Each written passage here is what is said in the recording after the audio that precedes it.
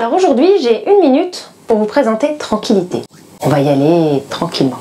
C'est naze et je vais continuer. L'idée en fait, Tranquillité, vous êtes sur un jeu coopératif de cartes de communication non verbale. En gros, eux vous préconisent de jouer dans le silence ou de parler des potins de la veille. L'idée, ça va être de réussir à constituer un paysage de 36 cartes au milieu du carré que vous avez là devant vous. Il y a 80 cartes dans le jeu, toutes numérotées de 1 jusqu'à 80. Je n'ai pas le droit d'annoncer ce que j'ai en main, mon but étant de poser pour qu'on arrive à s'harmoniser au mieux. Tout simplement, quand c'est mon tour de jouer, j'ai du bol, je suis en début de partie, il n'y a pas dans ma main de carte départ-arrivée, on en parle après, je vous dirai pourquoi.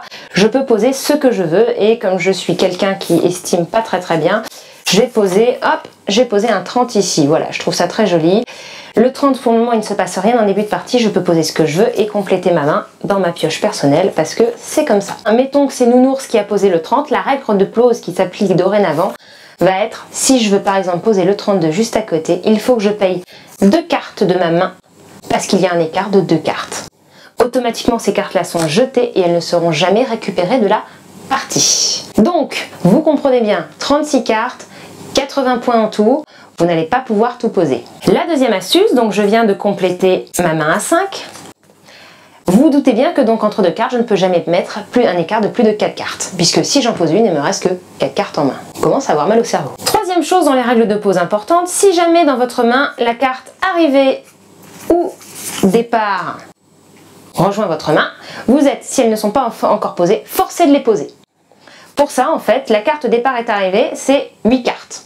Il faut que vous mettiez d'accord avec tous les autres joueurs autour de la table pour que vous défaussiez en tout 8 cartes. Sans vous donner les valeurs que vous possédez, si vous allez pouvoir poser ou non, ou pas, ou quoi, ou qu'est-ce. Faut essayer de s'harmoniser, faut essayer d'être télépathe, faut essayer de... The Mind. Et oui, on est dans un jeu à la The Mind, où il va falloir réussir à se comprendre sans parler. Le jeu est juste magnifique, il est complètement zen, il est complètement posé, il est tranquille. Voilà. Il y a plein d'autres petites règles additionnelles que vous pouvez découvrir, qui sont disponibles quand vous arrivez trop facilement à la règle de base.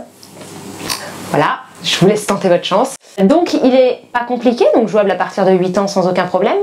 Coopératif de 1 à 5 joueurs du coup, et pour des durées maximum de 20 minutes, parce qu'au bout de 20 minutes vous aurez soit gagné, soit perdu. Je vous laisse tenter votre chance et puis à bientôt.